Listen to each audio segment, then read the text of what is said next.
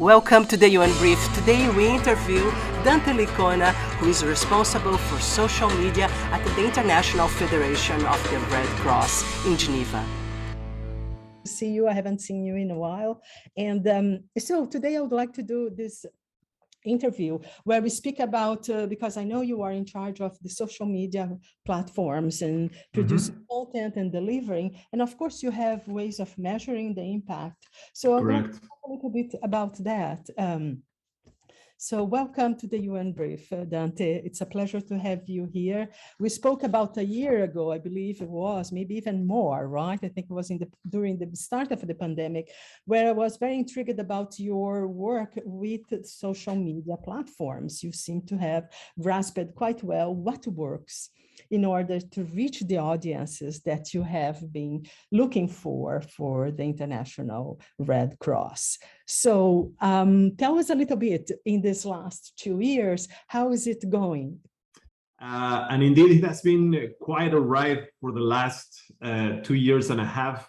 The teams have been working nonstop, covering all sorts of possible emergencies on top of the global pandemic that we are all facing the consequences very much in our daily lives. In addition, and as you very well know, the IFRC is the largest humanitarian network in the world. Our members are essentially the national Red Cross and Red Crescent societies around the world. I am from Mexico. The Mexican Red Cross is our member. Here in Switzerland will be the Swiss Red Cross, and all over the world, you name it. We are there everywhere for everyone. And that means that our social media presence is also aiming to be there for everyone. We are trying to create compelling content that is valuable for the different audiences that we come across our different channels. So it's for us, it's also very important to have segmented audiences, different messaging for different platforms, for different audiences that we want to connect with at the different timings. So it has been quite a challenge, I have to say, but we also are very much encouraged by the efforts done by so many, more than 14 million volunteers from our network all over the world, doing their best for humanity and taking all sorts of emergency response activities, whether it's on climate action or, as we already mentioned, responding to public health crisis. So yeah, it has been quite a ride since the last time we spoke, and we keep learning. This is, as you know, a very dynamic space. Indeed. I was curious, do you have an editorial calendar of sorts? Because you have reports that you put out regularly and you have fundraisers too. So I imagine that you have an editorial calendar, and then you also have, of course, the emergency surface, and then you have to deal with those as well. Tell us a little bit about how is it managing the editorial calendar? How big is your team? Those are great questions to unpack because we are quite a dynamic team. For example, here in Geneva, we have the IFRC Secretariat. And in our IFRC cross-media team, that means the colleagues that work in social media and the web and design and video production, there are 8 of us. We have our manager, Nick, she's a team lead. I work for the social media, oversee the social media efforts, but we also have my colleague Melis, who is our chief campaigner, our colleague Lea, who is working across all the different aspects. And again, as I was saying, we have our colleagues working on web, on design and video. So 8 of us that are really at the global level. But we have colleagues all over the world, on our regional offices, in some delegations at the country level. But most importantly, we work really close with the communications colleagues from all the Red Cross and Red Crescent societies. So our communications colleagues from the British Red Cross and from the Bangladesh Red Crescent, we are in close contact. So these are press relations officers as well that you are engaging with, because nowadays everything works in tandem, right? In terms of the messages they put out within the editorial calendar, and I imagine some coordination happens in some ways, I imagine. And I would, rather than saying specific functions, I would say that the bar that brings us together is communication. So basically, in some countries, communications is understood as digital communications. In other countries, that distinction doesn't need to be made because everything is digital.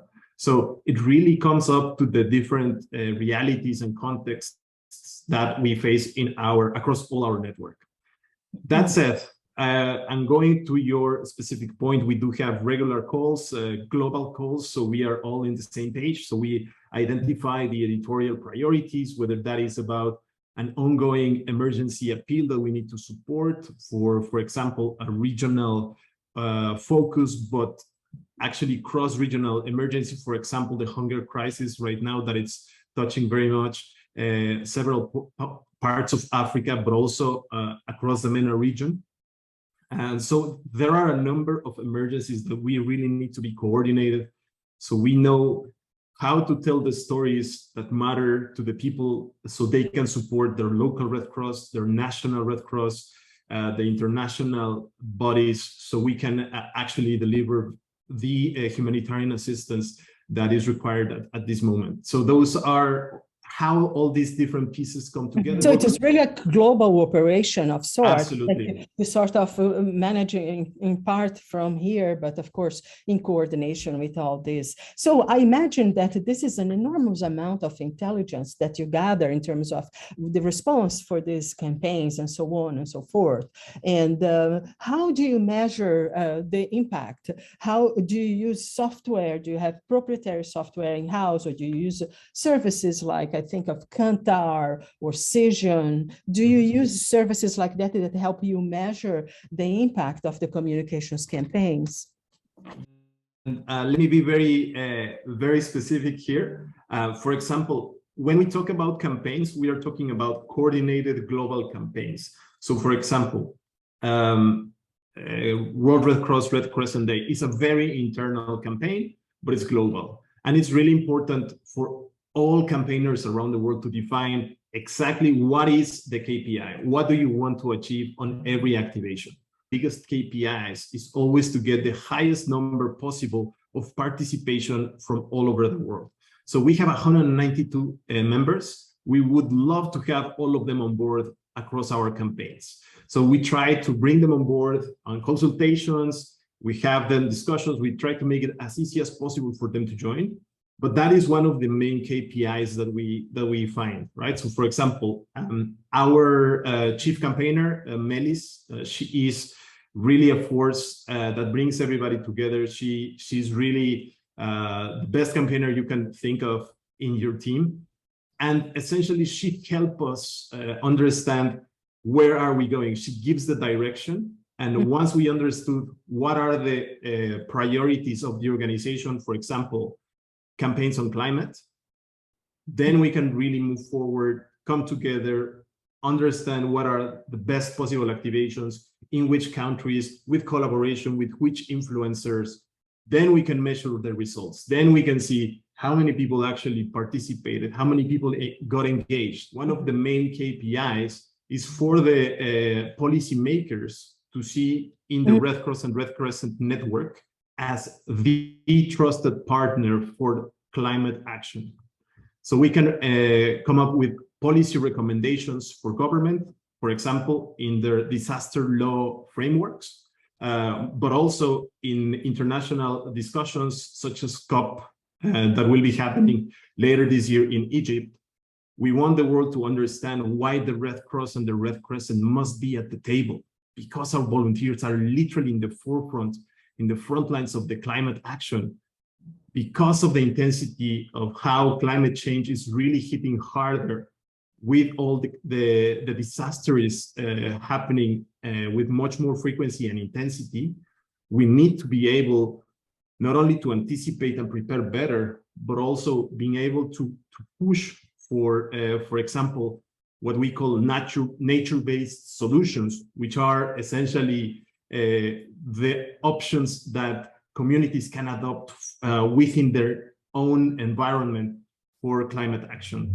For example, more trees to give more shade and protect you from cyclones. So that's a concrete example of how this can work.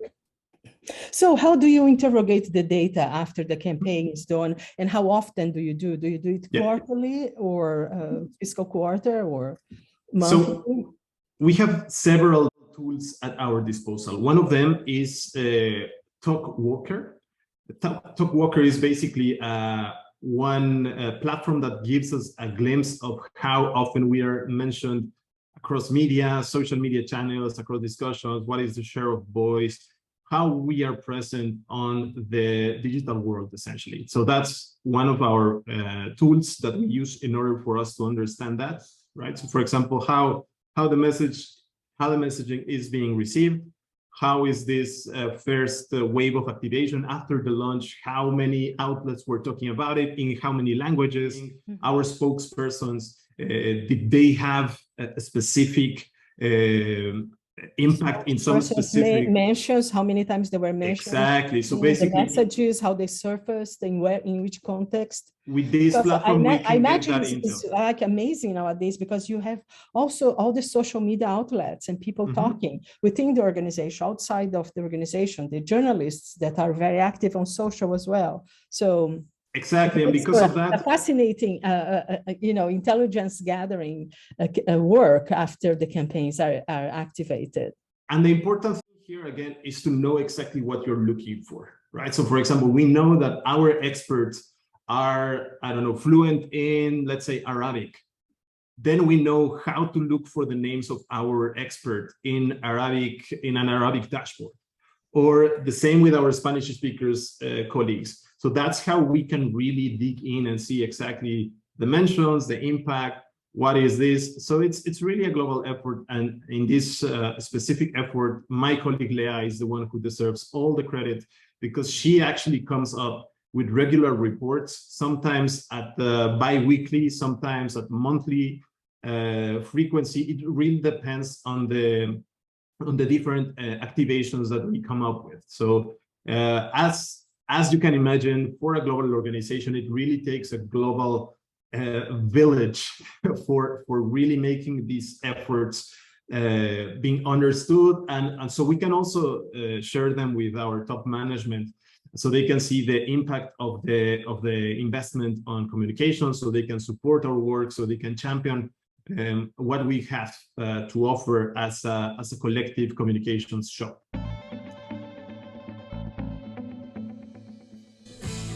Thank you for watching and listening to the UN Brief, and don't forget to subscribe